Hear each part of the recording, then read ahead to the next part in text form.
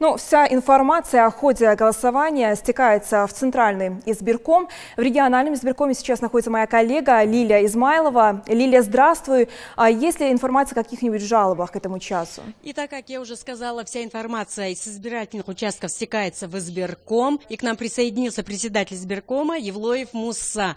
Муса, скажите, пожалуйста, как проходят выборы, поступали ли жалобы? Ну, все у нас проходит в штатном режиме.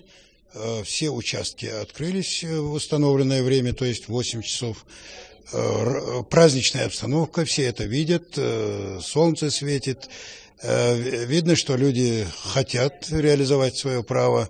И призываю тех, кто еще не пришел на участки, чтобы они пришли и проголосовали. Жалобы поступали? Ни одной жалобы пока нет, обращений тоже нет, все в штатном режиме.